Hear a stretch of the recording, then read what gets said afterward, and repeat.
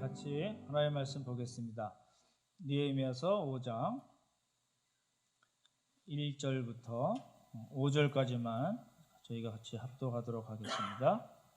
가정에 계신 분들도 성경을 피시면 좋겠네요.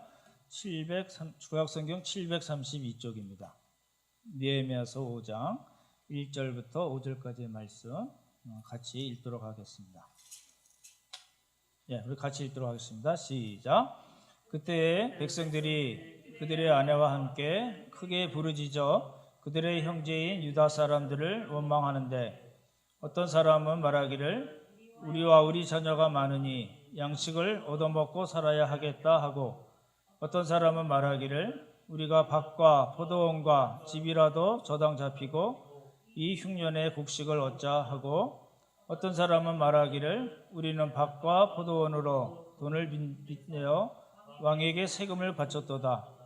우리 육체도 우리 형제 육체와 같고 우리 자녀도 그들의 자녀와 같거늘 이제 우리 자녀를 종으로 파는도다. 우리 딸 중에 벌써 종된 자가 있고 우리의 밭과 포도원이 이미 남의 것이 되었으나 우리에게는 아무런 힘이 없도다 하더라. 아멘. 모두 평안하게 잘 지내시죠? 우리 명현학교 예배당 100석이 넘는데 우리 지금 두 분 장로님하고 서희쌤하고 저하고 넷만 이렇게 예배를 같이 드리고 있습니다. 가정에서 각자 계신 곳에서 정말 성심껏 하나님께 예배 드리시면 좋을 것 같습니다. 이번 주가 아시는 대로 교회 창립 4주년이고요.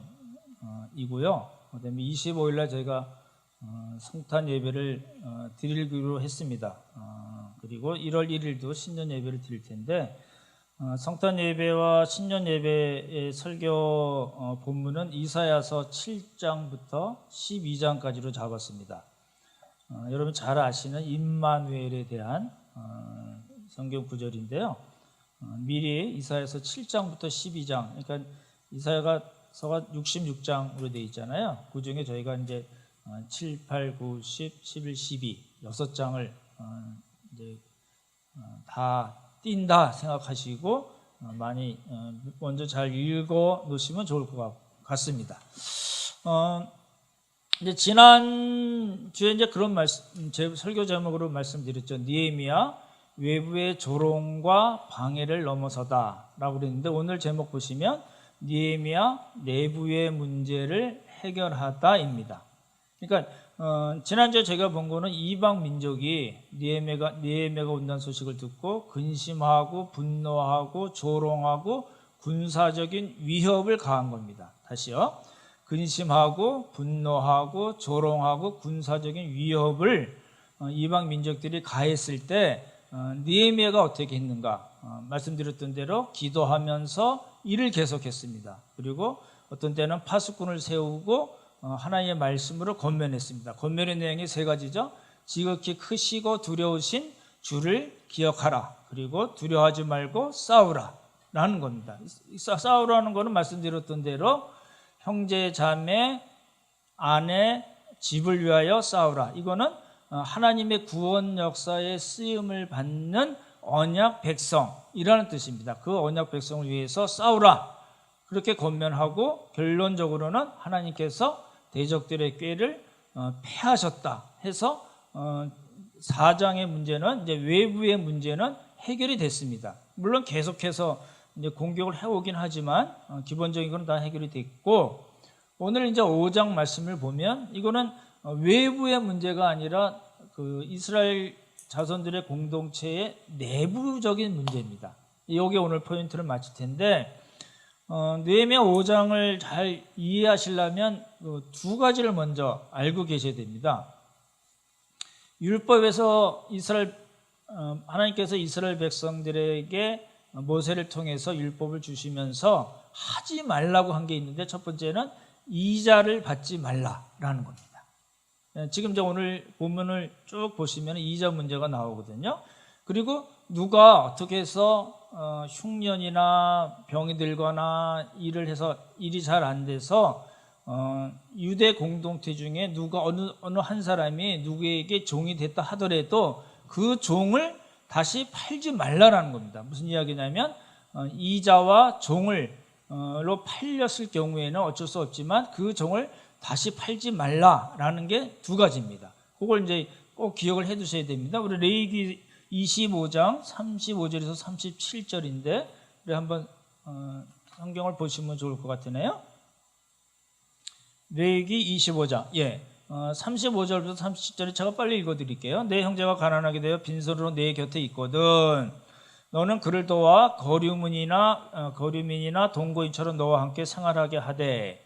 이 얘기는 뭐냐면 종처럼 부리지 말라라는 이야기입니다. 일꾼으로 생각하고 같이 생활하라는 거지 종으로 부리지 말라. 그러니까 종이 됐다 하더라도 그 얘기입니다. 너는 그에게 이자를 받지 말고 내 하나님을 경외하여. 그렇죠? 너는 그에게 뭐 하지 말라고요? 이자를 받지 말고 내 하나님을 경외하여 내 형제로 너와 함께 생활하게 할 것인즉 너는 그에게 이자를 위하여 돈을 꿔주지 말고 이익을 위하여 내 양식을 꿔주지 말라라고 한 겁니다. 그러니까 이제 오늘 본문의 배경이 되는 거는 첫 번째는 이자 문제입니다. 근데 이제 타국인에게 그 돈을 빌려주고 이자를 받는 거는 상관이 없습니다. 유대인들 간에는 이자를 받지 말라라고 말씀하셨고, 신명기 23장 19절에서 20절 보면 제가 20절만 읽어드릴게요. 신명기 23장 19절에서 20절인데 타국인에게 내가 구워주면 이자를 받아도 되거니와 내 형제에게 구워주거든 이자를 받지 말라. 그리하면 내 하나님 여호와께서 내가 들어가서 차지할 땅에서 내 손으로 하는 범사에 복을 내리시리라 라고 말씀하셨습니다. 그러니까 동족에게는 이자를 받으면 안 되고, 그렇죠? 타국인에게는 관계가 없다라고 말씀하신 겁니다. 그리고 이제 레위기 25장 40절을 한번 보셔야 되는데, 레위기 25장 40절 나오죠? 우리 42절만 나오는데 제가 40절을 먼저 읽어드리겠습니다. 39절 40절 읽고 42절 읽어드리겠습니다. 너와 함께 있는 내 형제가 가난하게 되어 내게 몸이 팔리거든. 뭐라고요? 가난하게 돼서 내게 몸이 팔리거든. 종으로 팔리는 거죠. 근데 너는 그를 어떻게 하지 말냐면 종으로 부리지 말고 라고 말씀하십니다. 품꾼이나 동거인과 같이 함께하며 신년까지 너를 섬기게 하라. 그 신년이 되면 다시 돌려줘야 되거든요. 그리고 42절에 이 말씀이 나옵니다. 그들은 내가 애굽 땅에서 인도해낸 종들이니, 하나님의 종이라는 말씀이고, 그렇기 때문에 무엇을 하지 말아야 되냐면 종으로 팔지 말 것이라 라는 겁니다. 다시 한번 정리드리면 오늘 본문의 느헤미야서 5장의 배경은 뭐냐면 이자를 받으면 안 된다. 타국인은 관계없지만 동족에게, 형제 자매들에게는 받지 말라라고 말씀하셨고, 또 한 가지는 그 사람이 어떻게 가난하게 해서 너에게 종으로 팔려왔다 하더라도 종으로 생각하지 말고 품꾼의 하나로 생각해라. 그리고 그 사람을 다시 종으로 팔지 말라라는 게 오늘 본문의 배경입니다. 되셨으리라고 보고 1절부터 5절 한번 보시겠습니다. 1절부터 오늘 본문 저희가 읽었던 것 마찬가지인데 1절부터 5절까지 보시면 1절만 읽어드릴게요. 그때 백성들이 그들의 아내와 함께 크게 부르짖어 그들의 형제인 유다 사람들을 원망하는데 무슨 일이 일어났나요? 백성들이 그들의 아내와 함께, 유대 사회는 여자들이 목소리를 내는 그런 사회가 아닙니다. 그런데 여기서는 아내와 함께 목소리를 크게 냈습니다. 원망하고 크게 부르짖었습니다. 그렇죠? 원망의 대상이 누굴까요? 여기 잘 보시면 이 느헤미야서 그 단어는 그냥 쓰여진 게 아니고 아주 깊은 신학적인 그런 관점에 쓰여질 거거든요. 그래서 여기 보면 뭐라고 나오냐면 그들의 형제인 유다 사람들을 원망했다. 누구라고요? 원망의 대상이 누구라고요? 형제라는 겁니다. 그러니까 특별히 부자들, 그렇죠? 부자들과 리더들을 의미하는데 원망의 이유가 뭐냐면 잘 보십시오. 세 그룹으로 나옵니다. 가정에 계신 분들 잘 보십시오. 세 그룹으로 나오는데 첫 번째 그룹은 땅이 없는 사람이에요. 땅이 없는 사람인데 남편은 성벽 공사를 위해서 나가 있어요. 그러니까 성벽 공사를 하면 돈을 주는 것이 아닙니다. 임금이 없습니다. 근데 자녀들이 많아요. 그럼 어떻게 될까요? 먹을 게 없다는 겁니다. 그런 부류가 한 사람이 있고 땅이 없는 사람이 없고, 두 번째는 우리 3절 보시면 그 얘기가 나오는데, 어떤 사람들은 말하기에 우리가 밭과 포도원과 집이라도 저당 잡히고 이 흉년에 곡식을 얻자 하고, 이 얘기는 뭐냐면 이 사람들은 밭과 포도원과 집이 있었던 사람입니다. 땅이 있었던 사람인데 이 사람들 역시 마찬가지로 성벽 공사에 나갔을 뿐만 아니라 뭐가 문제가 됐어요? 흉년이 생겼습니다. 그렇기 때문에 수입이 없죠. 수입이 없으니까 밭과 포도원 집을 다 어떻게 해요? 전당을 잡히고 곡식을 얻어야 되는 그런 형편에 있었다라는 겁니다. 그게 두 번째 사람이고, 세 번째 사람 역시 땅을 소유했던 사람입니다. 4절 보시면 어떤 사람들은 말하기를 우리가 밭과 포도원으로 돈을 빚내어 왕에게 세금을 바쳤도다. 이 땅을 소유하긴 했지만 페르시아 제국의 아래에 있었기 때문에 세금을 많이 냈어야 돼요. 세금이 굉장히 많았던 걸로 이야기되는데, 그것 때문에 어떻게 돼요? 세금을 이걸 이렇게 전당을 잡혀서 그 전당 잡히고 빚을 내서 그것으로 세금을 내야 되는 거예요. 그런 세 종류의 사람이 있었는데, 잘 보십시오.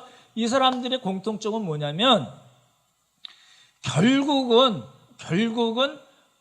다 잃어버리고 자식까지 종으로 팔아야 되는 그런 형편에 갔다라는 겁니다. 이게 여기 그 얘기가 나오잖아요. 5절에 보시면 우리 육체도 우리 형제의 육체와 같고 우리 자녀도 그들의 자녀와 같거늘 당신들이나 우리나 똑같은데 이제 우리 자녀를 종으로 파는도다 라고 이야기하는 겁니다.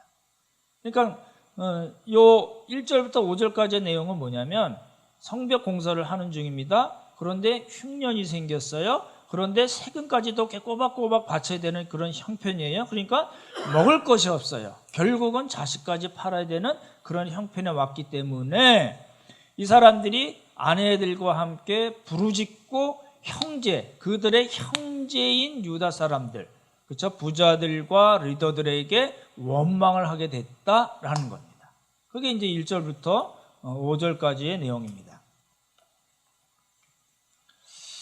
그런데 이제 6절과 7절을 보시면 백성들이 원망을 하고 부르짖어야 하는 또 하나의 이유가 나옵니다. 6절과 7절 한번 보시기 바랍니다.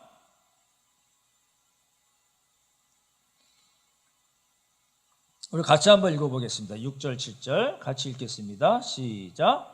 내가 백성의 부르짖음과 이런 말을 듣고 크게 노하였으나 깊이 생각하고 귀족들과 민장들을 부짖어 그들에게 이르기를 너희가 각기 형제에게 높은 이자를 취하는도다 하고 대회를 열어서 그들을 쳤다라고 나옵니다. 그렇죠?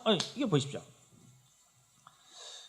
백성들이 원망하고 자기 아내들과 함께 도저히 난 못 살겠다, 우리 못 살겠다, 있는 거 다 전당 잡히고 그리고 곡식 얻어먹고 우리 자식들까지 다 팔게 됐다, 이미 파른 자식들도 있다, 이렇게 얘기한 거거든요.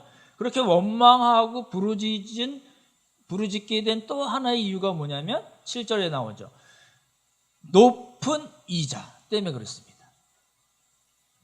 근데 아까 말씀드렸던 대로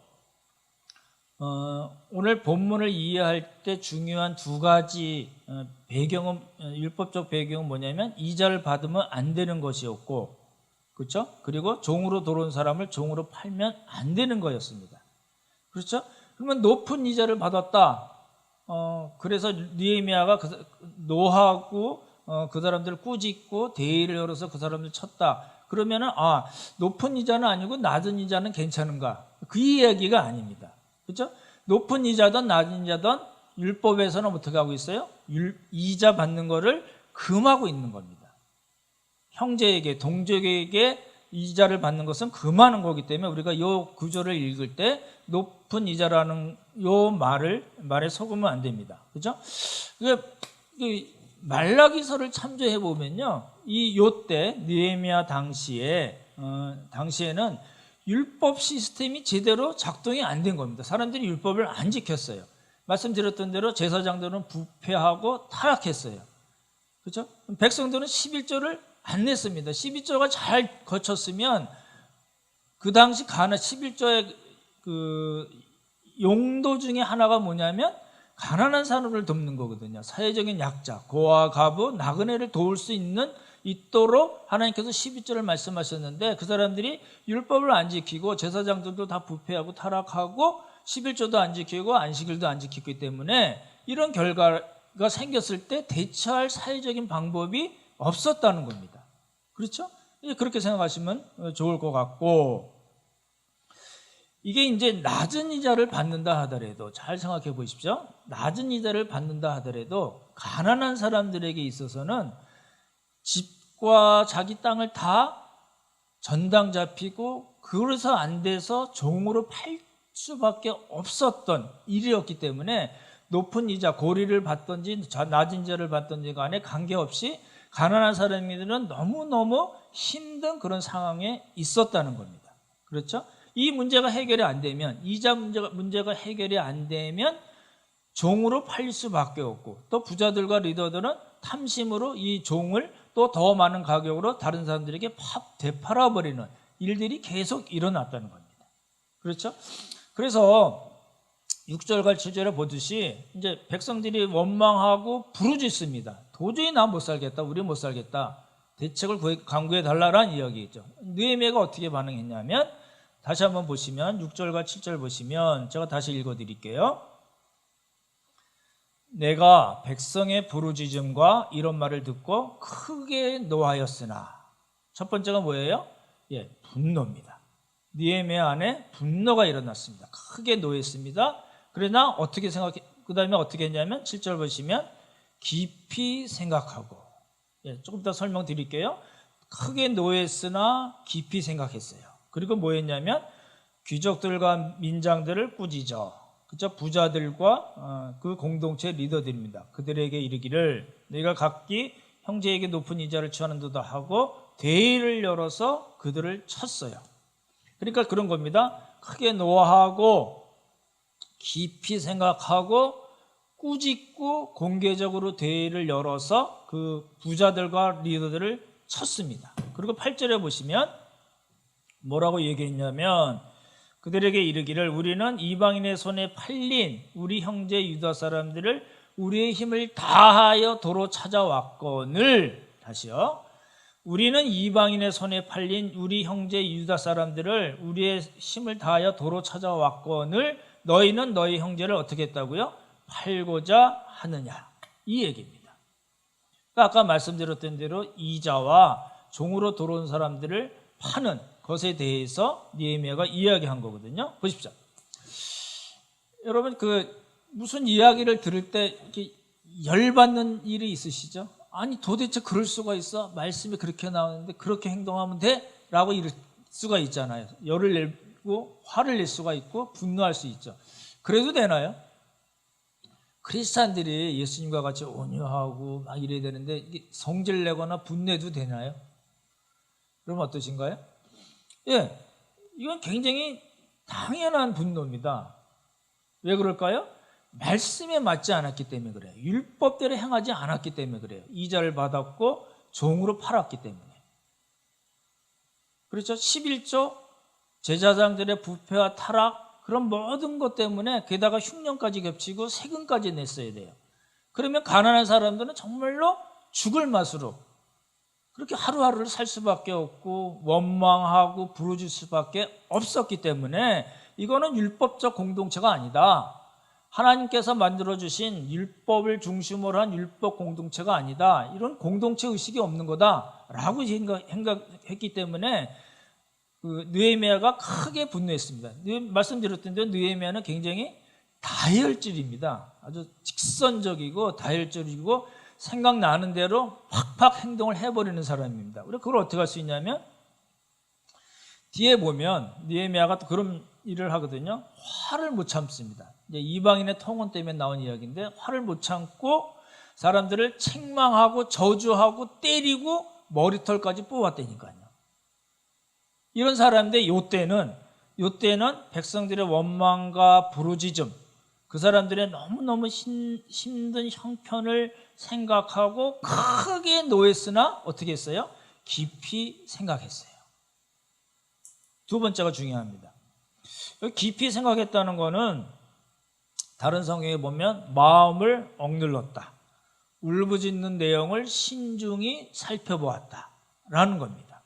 그래서 여기는 단순히 그 깊이 생각했다는 거는 어떤 뜻이냐면 어떤 계획을 세웠다. 성질은 나고 분노가 치밀어 오르지만 참고 어떻게 했다는 거예요? 계획을 세웠다는 겁니다. 그래서 어떻게 했어요? 그 귀족과 민장들을 꾸짖었어요. 이제 나중에도 말씀드리겠지만 느헤미야하고 부자들은 대립하는 관계로 있지 않았습니다. 나중에 설명드릴게요. 크게 분노하고 깊이 생각하고 계획하고 그 사람들을 꾸짖었어요. 그리고 어떻게 했어요? 공개적으로 대회를 열어서 그 사람들을 쳤습니다.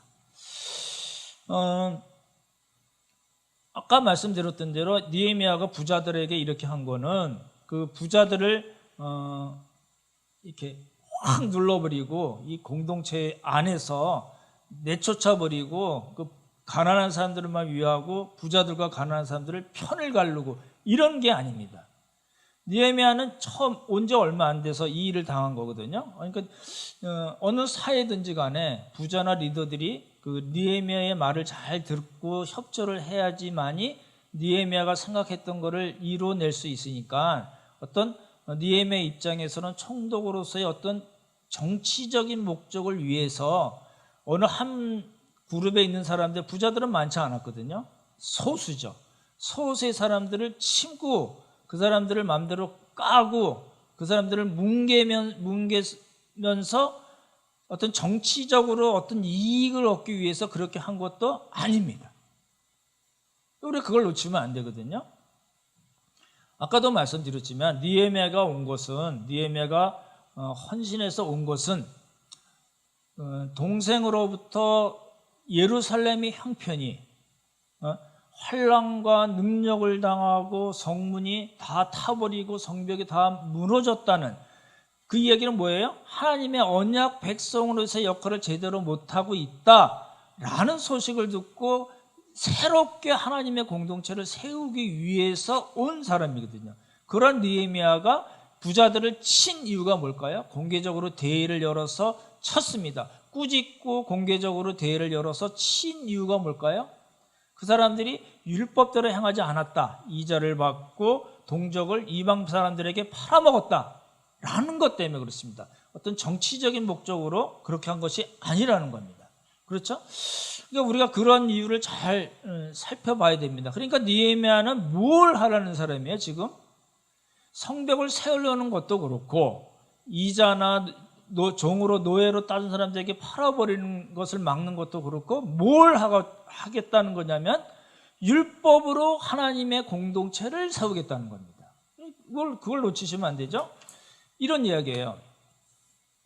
성벽은 어찌됐든 간에 가난한 사람이 그렇든 간에 뭐 행정력으로 아닥사스다에게 받은 힘으로 권력으로 누르고 너희들 내 말 들어 뭐 어차피 뭐 배고픈 거 좀 참아야지 어떡하겠어 그러면서 부자들을 옹호하고 가난한 사람들을 그냥 두고 성벽을 만약에 쌓았다고 생각해 보십시오. 성벽을 쌓았어요. 그러면 왜 이방 민족으로부터 이스라엘 공동체를 보호할 수 있는, 군사적으로는 보호할 수 있는 그런 것을 만들 수는 있기는 하지만 느헤미야가 온 목적, 하나님께서 느헤미야를 보내신 목적에는 맞지 않는다는 겁니다. 왜 안 맞을까요? 하나님께서 원하시는 것, 그리고 느헤미야가 헌신해서 온 목적은 뭐예요? 하나님의 언약 백성들이 하나님의 율법대로 사는 그런 율법 공동체를 만들자라고 해서 온 거기 때문에 그렇다는 겁니다. 그렇죠? 그러니까 율법에 어긋난 것을 그냥 두면서 성벽만 쌓으면 뭐하냐라는 겁니다. 그렇죠? 잘 들어보시면 공동체의 정신이 없는 공동체 필요할까요? 하나님이 좋아하실까요? 그렇지 않다는 겁니다. 율법 정신이 없는 율법 공동체, 그건 하나님께서 원하시는 공동체도 아니고 느헤미야가 만들고자 헌신한 그런 공동체도 아니라는 겁니다. 그래서 느헤미야의 마음속에 그리고 있고 하나님께서 원하시는 공동체는 뭘까요? 하나님의 율법이 그 안에 살고 있는 모든 사람, 부자든지 간에 가난한 사람이든지 간에 그 모든 사람에게 지켜지는 그런 율법 공동체, 그리고 공동체 의식이 아주 살아있는 교회, 그런 공동체를 하나님께서 원하셨다는 겁니다. 그렇죠? 이제 말씀을 준비하면서 그런 생각이 들었습니다. 오늘이 이제 그 교회 생일입니다. 그렇죠? 우리 2016년 12월 18일에 저희가 처음 예배를 드렸는데 이제 4년이 됐습니다. 정말 하나님께 감사할 수밖에 없고 그렇긴 하지만 근데 그냥 그렇게 생각이 되는 거예요. 어떤 교회의 평안이라는 명목 하에 우린 이렇게 평화로운 교회야, 평안한 교회가 중요하잖아, 이런 명목 하에 교회가 하나님의 말씀과 원리대로 가치관대로 하지 않아도 그냥 좋은 게 좋은 거지 라고 쓱 넘어가면 지금 우리가 4년 동안 헛짓한 겁니다. 그렇잖아요? 하나님의 말씀이 또 하나님께서 말씀하시는 그런 성경적인 원리와 가치관이 우리 공동체 안에 제대로 쓰지 않고 제대로 시행이 되지 않고 있는데 그냥 우리 그래도 잘 왔어, 감사해, 이렇게 하면 아무 의미가 없다는 겁니다. 그렇잖아요? 혹시 우리 교회 공동체가 말씀에 맞지 않거나 모자라면 여러분들 어떻게 하셔야 되나요? 사랑으로 지적하셔야 됩니다. 이거 말씀에 안 맞는데요? 사랑으로 지적을 하시고 건설적인 비판을 하셔야 됩니다. 그렇잖아요? 그리고 그 일을 위해서 뭐예요? 우리 다 같이 노력을 해야 됩니다. 왜 그래요? 우리 모두는 다, 저나 여러분 모두는 다 관중이 아니에요. 저 사람 설교 얼마나 잘하나 보는 평론가, 설교 평론가로 우리가 있지 않습니다. 말씀드렸던 대로 영적 소비자로 있지도 않습니다. 우리는 뭐예요? 다 함께 하나님의 뜻대로 하나님께서 원하시는 공동체를 만들어가는 사람. 그래서 개인이 중요하고 가정이 중요하고 공동체 모두가 중요하잖아요. 그렇죠? 그런 걸 우리가 놓치면 안 될 것 같습니다. 구절을 한번 보시기 바랍니다. 구절을 제가 한번 읽어드릴게요. 이제 그 대회를 열어서 느헤미야가 부자들과 리더들에게 한 이야기입니다. 내가 또 이르기를 너희 소행이 좋지 않도다. 첫 번째 뭐냐면 너희 소행이 좋지 않다. 그리고 두 번째는 우리의 대적 이방 사람들의 비방을 생각하라가 두 번째고, 우리 하나님을 경외하는 가운데 행할 것이 아니냐가 세 번째입니다. 이게 무슨 이야기냐면 너희 소행이 좋지 않다는 건 그 얘기입니다. 이자 받는 것과 형제를 노예로 판 겁니다. 이거는 율법에 어긋나잖아요. 그리고 두 번째 보시면 이방 사람들의 비방을 생각하라. 이게 잘 보셔야 되는 겁니다. 이방 사람들의 비방, 지금 싸고 있는 사마리아나 암몬이나 이런 사방에 있는 그 이방 민족들이 우리들을 비방하지 않느냐. 하나님께서 원하시는 공동체, 성전을 만들어 놓고 또 성벽이 없다고 해서 성벽을 쌓으면서 형제들 간에 이자를 받고 율법에 어긋난 이자를 받고 또 종으로 들어온 사람들을 또 팔아버리는 이런 일이 있으면 이방 민족들이 우리를 우습게 생각하고 조롱하지 않겠느냐. 비방을 생각해야 된다라는 겁니다. 그렇죠? 그리고 세 번째는 하나님을 경외하는 삶을 우리가 살아야 되는 것 아니냐. 우리의 정체성이 뭐냐. 우리는 하나님을 경외하는 사람으로서 이 땅에 살고 있는 사람들 아니냐라는 이야기입니다. 세 가지를 얘기했어요. 근데 한 가지 또 우리가 주목해 봐야 될 거면 비방에 관한 문제입니다. 사무엘하 12장 13절에서 14절 한번 보시기 바랍니다. 우리 자막에 나오니까 한번 보시면 좋을 것 같으네요. 제가 읽어드릴게요. 이거는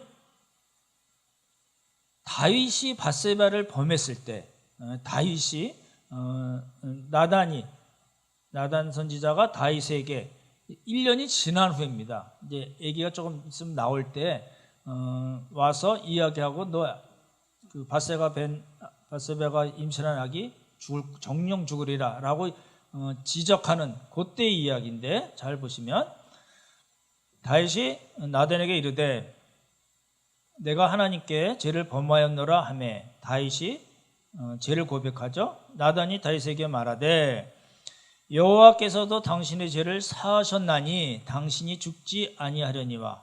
이제 다윗이 안 죽는다는 거예요.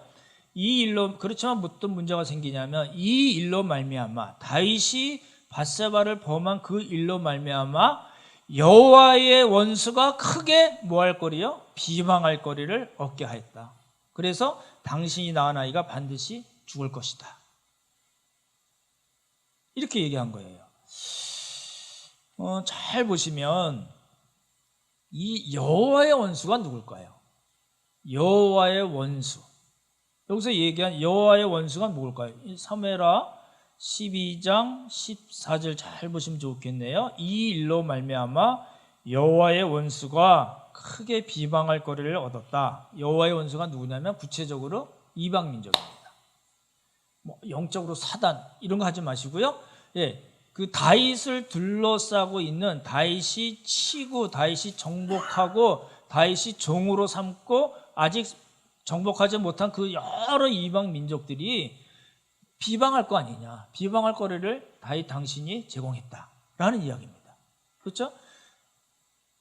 근데 이제 다른 성경에 보시면 그럼 누구를 비방하느냐 이야기가 안 나옵니다. 여호와의 원수가 크게 비방할 것이다. 그 거리를 당신이 제공했다 그랬는데 누구를 비방할까요? 다른 성경에 그렇게 나옵니다. 우리라는 말이 나오고, 또 다른 성경에 보면 여호와를 모독할 기회를 줬다, 이 얘기예요.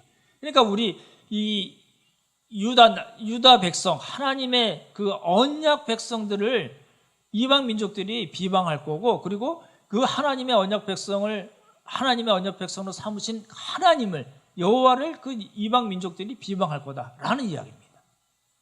그렇죠? 그래서 느헤미야도 이 사건을 잘 알고 있었잖아요. 그래서 느헤미야도 부자들이 이자를 받고, 동족들에게 이자를 받고 종으로 들어온 사람을 이방 민족에게 파는 것은, 이거는 우리 이방 민족들이 우리뿐만 아니라 하나님을 비방할 거리, 그 거리를 준 거다라고 이야기한 겁니다. 그렇죠? 그래서 이 일의 결론이 뭘까요? 결론이 어떻게 났을까요? 11절부터 13절을 한번 보시기 바랍니다. 11절부터 13절을 보시면, 제가 다 읽지는 않겠습니다. 첫 번째 이야기 뭐냐면, 저당 잡힌 거, 밭, 포도원, 감람원, 집.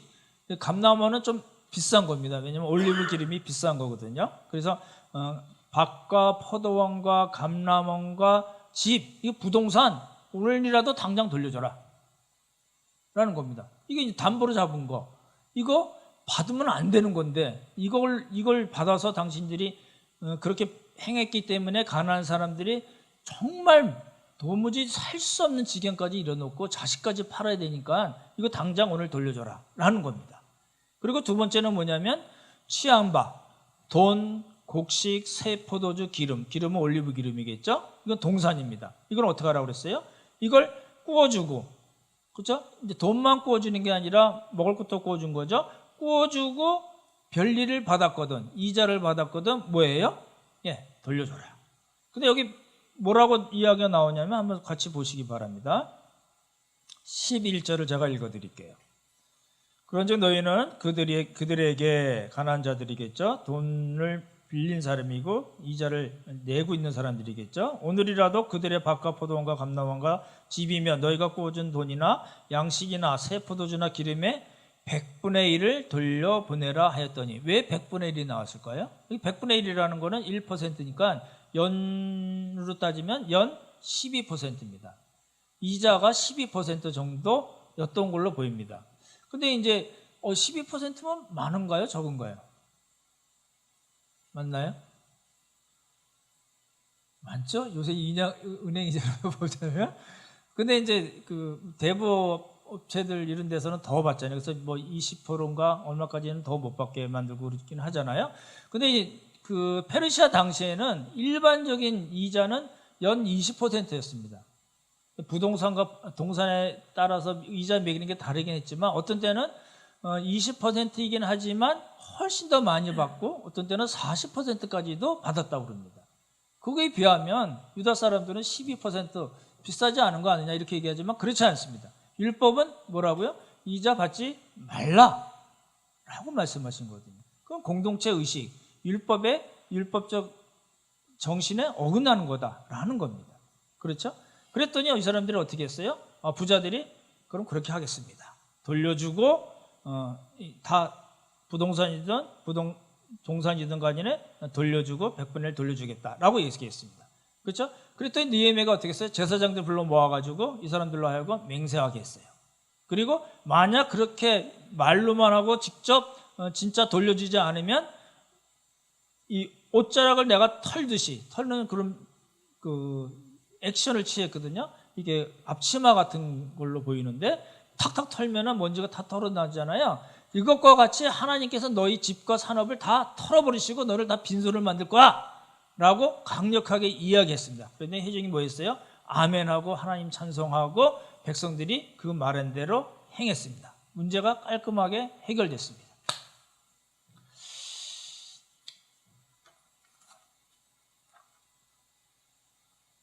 이제 이걸 조금 조심해 봐야 될 부분이 있어요. 아까도 말씀드렸지만 느헤미야는 하나님의 율법이 백성들에게 잘 지켜지는 그런 율법 공동체, 하나님께서 원하시는 그런 좋은 공동체를 만들기 위해서 와서 문제가 생겼을 때 어떤 방법을 취하냐면 정치적인 그런 방법으로 취하지 않고, 그렇죠? 율법 그대로 율법만 가지고 정치를 한 사람이에요. 총독으로 와서 막강한 파워가 있지만 그 파워 쓰지 않았습니다. 그렇죠? 그걸 우리가 잘 살펴봐야 되고, 그랬기 때문에 부자들이 할 말이 없는 거예요. 그죠? 어떤 정치적으로 접근하면 당신 왜 그래? 이렇게 대받아칠 수 있을런지 모르지만 느헤미야는 그런 막강한 파워를 가지고 있었음에도 불구하고, 그렇죠? 에스라 때는 만약에 율법대로 행하지 않으면 마음대로 해라는 막강한 권한도 줬거든요. 예, 느헤미야도 동일한 권한을 가진 걸로 보이는데 안 썼어요. 그리고 뭘 했어요? 예, 율법으로 이야기한 거예요. 우리가 하나님을 경외하는 그런 공동체가 아니냐. 우리가 하나님 그대로 행하지 않으면 이방 사람들이, 우리 이방 민족들이 우리를 비방할 거 아니냐. 우리가 그렇게 살아서 되겠느냐. 성벽 안만 잘 짓고 성전 안만 잘 만들어 놓고 성벽 안만 잘 만들어 놓으면 뭐하냐. 하나님의 율법이 없는데 율법이 없는 공동체가 무슨 하나님의 공동체냐라고 이야기함으로써 문제를 해결하게 된 겁니다. 그 순수한 마음에 부자들도 따라준 겁니다. 그래서 문제가 잘 해결됐어요. 그럼 이제 우리가 이걸 봐야 되겠죠. 그럼 오늘 본문 말씀을, 느헤미야서 5장 말씀을 그럼 우리가 어떻게 적용할 건가? 우리에게 주시는 메시지는 뭔가? 이 얘기잖아요. 그러니까 이자를 받지 말라 그러니까 우리 형제 자매들 간에서 교회에서 이렇게 돈거래하면서 이자를 안 받으면 되겠네, 이 얘기인가요? 네, 그 얘기가 아닙니다. 제가 항상 말씀드렸죠. 교회에서는 돈거래 하지 않는 게 좋습니다. 섭하게 생각하실런지 모르겠지만 교회에서는 돈거래 하면 안 됩니다. 돈거래해서 좋은 일이 잘 안 생겨요. 그러면 이자를 받을 건 안 받으면 되지 않겠어요? 다시 잘 생각해 보셔야 될 것 같아요. 담보 안 받으면 되잖아요? 아니요, 잘 생각해 보시면 좋을 것 같아요. 그렇죠? 그렇지만 우리가 생각해 봐야 될 건 뭐냐면, 오늘 본문 말씀에 근거해서 생각해 봐야 될 건 뭐냐면, 우리 안에 경제적으로 너무너무 어려운 형제자매를 우리가 어떻게 할 건가를 구체적으로 생각해 봐야 됩니다. 그렇죠? 어떤 분들은 이제 그렇게 얘기하세요. 초대교회가 유무상통했다. 내 것, 네 것 없이 다 모아가지고 우리 공평하게 지냈다.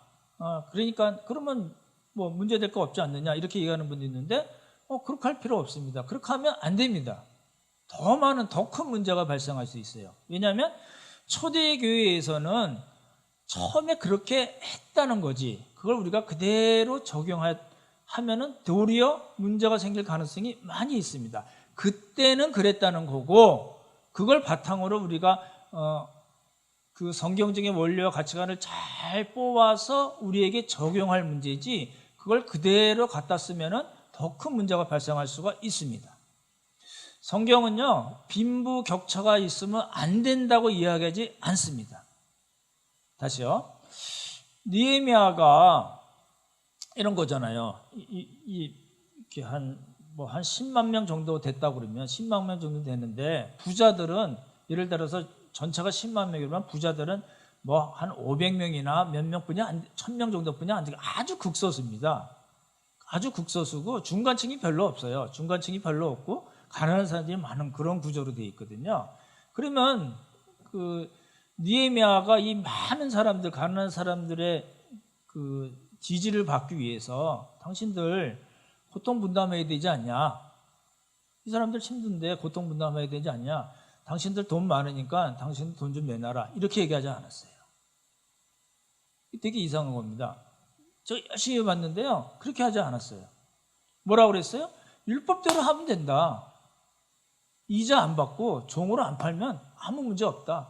충분히 그 사람들 풍성하게는 못 먹고 살 수 있을는지 모르지만 얼마든지 먹고 살 수 있다. 우리 공동체 의식을 충분히 유지해 나갈 수 있다라고 얘기한 겁니다. 부자들 당신 돈 1억 있으니까 5천만 원 내놔 이렇게 얘기하지 않았습니다. 뭐라고 얘기했어요? 율법대로 하자. 그렇죠? 그렇게 얘기했기 때문에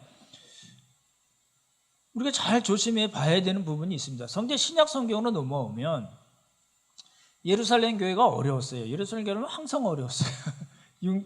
흉년도 생기고 여러 가지 문제 때문에 그래서 히브리파 유대인과 헬라파 유대인들 사이에 구제 때문에 문제가 생겼잖아요. 그랬을 때 사도들이 어떻게 했어요? 성령과 지혜가 충만한 7 일꾼, 집사가 아니라고 말씀드렸죠. 7 일꾼들을 통해서 구제를 잘 할 수 있도록 그죠? 그렇게 조치를 취했어요. 바울도 역시 마찬가지예요. 바울이 3차 여행을 다 마치고 예루살렘에 오기 전에 한 1년 정도 한 일이 있어요. 뭘까요? 연보를 모은 겁니다. 뭐 했다고요? 연보를 모였어요. 얼마 동안요? 1년 넘게요. 그렇게 나오거든요. 그래서 예루살렘에 빨리 오순절 끝 전에 빨리 가려고 그랬어요. 왜 가려고 그랬을까요?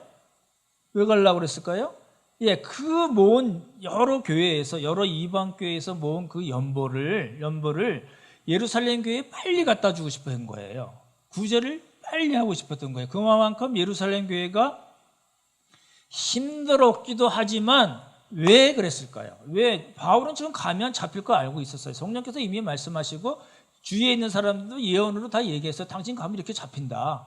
나 관계없다. 바울이 왜 그랬을까요?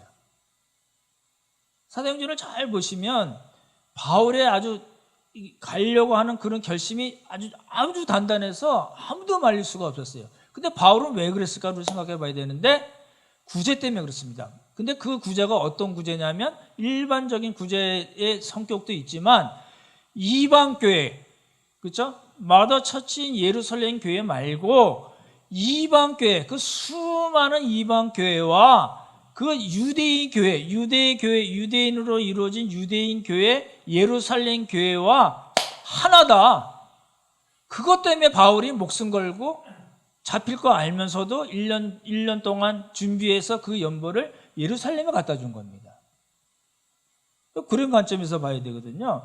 그러니까 바울의 생각은 하나라는 거예요. 예수 그리스도 안에서 우리는 하나다. 그걸 구체적으로 뭘로 표현했어요? 연보를 모아서 그 사람들 어려운 교회를 돕는 것으로 표현이 된 겁니다. 그렇죠? 우리는 그리스도 예수 안에서 하나의 공동체입니다. 그렇죠? 바울이 갈라디아에서 보면 6장 10절에 그런 말씀이 나옵니다. 우리가 기회 있는 대로 모든 이에게 착한 일을 해야 된다. 다르게 갈라디아 용어로 말씀드리면 성령을 위해서 심는 거고 우리는 그러니까 선을 행하는 거다. 그렇게 얘기하면서 한 가지 덧붙였어요. 뭐라고 얘기하냐면 더욱 믿음의 가정들에게 할지니라. 잘 생각해 보시면 우리가 어떤 나눔을 하고 선을 행하고 성령을 따라서 사랑을 베풀고 선을 행하는 이 모든 건 너무너무 중요한 거고 이거 착한 일입니다. 그런데 우리가 더욱 포인트를 맞춰서 해야 될 건 뭐라고요? 믿음의 가정들에게 해야 된다. 이게 단순히 경제적인 것뿐만이 아닙니다. 그렇게 생각할 수가 있거든요. 이게 경제적으로 오늘 이야기는 다 경제적인 이야기지만 그 밑바탕에 깔리는 건 전부 뭐예요? 예, 율법적 가치, 성경적 원리와 가치에 관한 거거든요.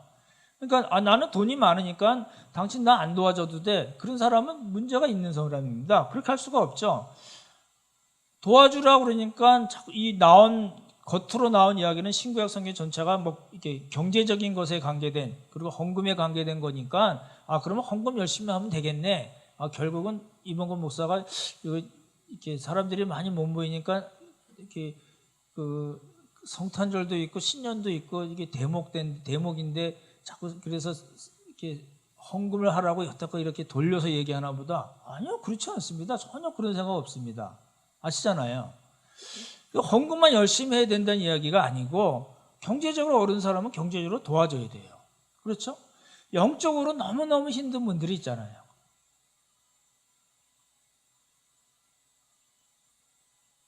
경제적으로 너무 좋은데 너무너무 영적으로 가난한 분들이 있어요.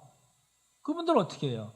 우리가 말씀을 잘 가르쳐줘야 되고 그분들을 위해서 기도해야 되고 그분들의 신앙이 점점 더 자라나도록 도와줘야 되잖아요. 그거 꼭 필요한 겁니다. 어떤 분들은 그런 분들이 있어요. 나는 밥 한 끼 같이 먹을 사람이 없네.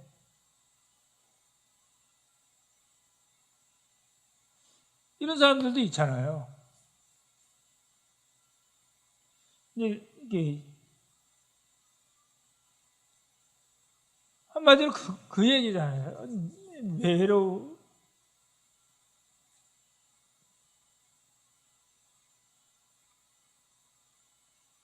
이 감정적으로 이게 다운이 돼서, 그죠? 눌려 있고 누구랑 같이 밥 한 끼 먹을 처지도 안 되고 그런 분들이 있어요. 그죠? 도와줘야죠. 그죠? 이제 코로나 때문에 같이 식사하기 불편한 부분도 있지만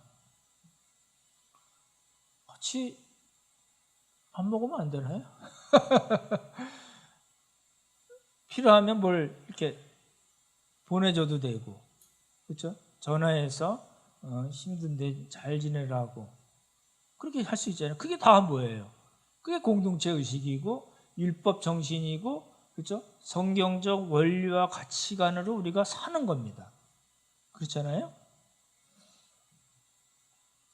어떤 분들은 그렇게 생각해요. 다시 이제 그 연보로 돌아가면 그럼 얼마를 도대체 해야 되는 거냐고 이렇게 물으신 분이 있잖아요. 마게도냐 교회는 심해지내도록 했어요. 그러니까 심해지나도록 그럼 도대체 얼마를 하라는 거야? 그렇게 물을 수도 있지만 이럴 때는 항상 우리가 그 율법 정신, 11조 정신을 참고하면 됩니다. 그러니까 11조 하라는 소리인가? 아니요, 그 얘기가 아니라니까요. 그 11조는 제가 여러 번 말씀드렸지만 확정설과 참조설이 있어요. 결국은 두 가지인데 참조하면 돼요. 어떤 분들은 수입의 10분의 1보다 훨씬 더 많이 할 수 있는 분들도 있어요. 그럼 그렇게 하시면 돼요. 나는 10분의 1, 상상도 못할 일입니다. 그러면 훨씬 더 적게 하셔도 아무 관계 없습니다. 헌금의 원리 뭐예요? 자원하는 마음과 기쁨으로 하시면 아무 문제 없는 거예요. 그렇잖아요? 우리 교회가 지난주에 저희가 이제 교인총회를 했지만 총 예산이 나가도 되죠? 많잖아요. 1억 7천 정도 됩니다. 근데 이제 선교가 3,300 정도 되고 나눔이 한 2,500 정도 돼서 한 33%가 됩니다. 저 보면서 이렇게 참 감사하죠. 이렇게 할 수 있었던 건 여러분들이 정말 어려운 가운데서도 정말 심해 지나도록 정말 기쁜 마음으로, 감사한 마음으로, 자원하는 마음으로 헌금을 하셨기 때문에 사실 가능한 거예요.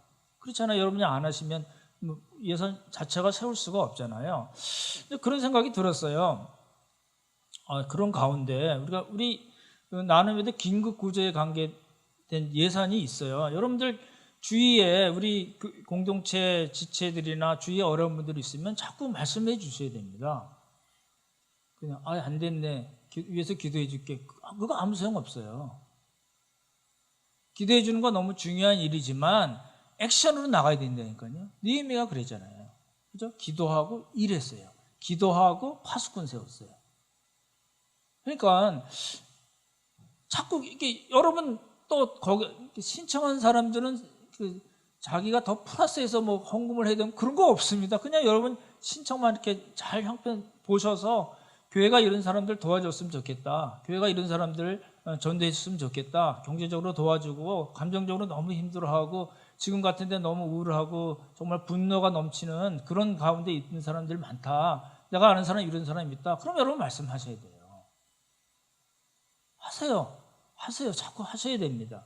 교회가 힘들어할 정도로 하셔야 됩니다.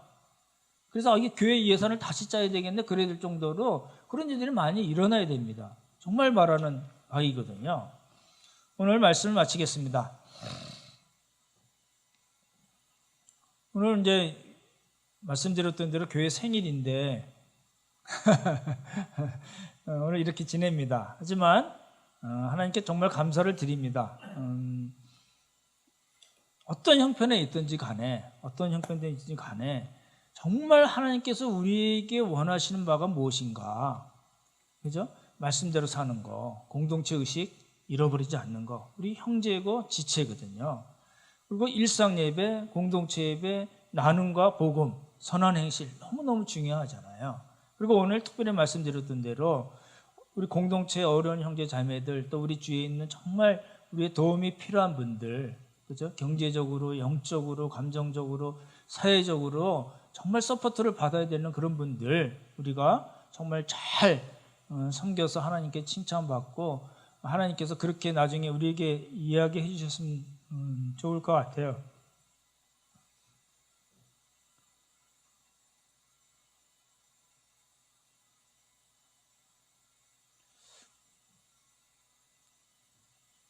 상암동에 그리고 또 명연학교 안에 너희에게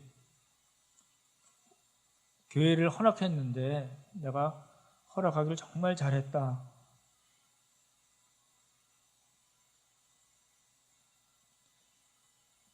하나님께서 우리에게 그런 칭찬하시는 그런 복이 있기를 예수님의 이름으로 축원합니다. 기도하겠습니다.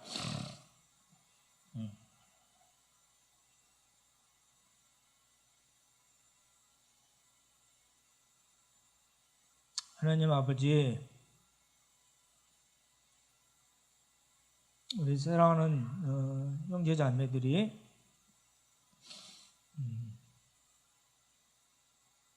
이 모양 저 모양으로 눌리게 되고 또 두려워하게도 되고 정말 감사함과 기쁨을 놓칠 수 있는 그런 상황에 저희들이 있습니다. 하지만 오늘 주신 말씀을 다시 생각하면서 내 자신만 살펴볼 뿐만 아니라 내 가정만 살펴볼 뿐만 아니라 우리 공동체에 우리의 도움이 필요한 우리 형제 자매들을 다시 한번 생각하고 또 행동으로 옮길 수 있게 도와주시고 또 우리 공동체뿐만 아니라 우리가 알고 있는 이웃들이 정말 어려운 가운데 있는 것을 참으로 긍휼히 여기고 또 실질적으로 구체적으로 도와줄 수 있는 그런 우리 모두가 될 수 있도록 주님께서 복을 허락해 주시고 그런 공동체가 되는 귀한 복을 허락하여 주시옵소서. 그래서 하나님께서 우리들에게 귀한 공동체를 허락하심을 감사하고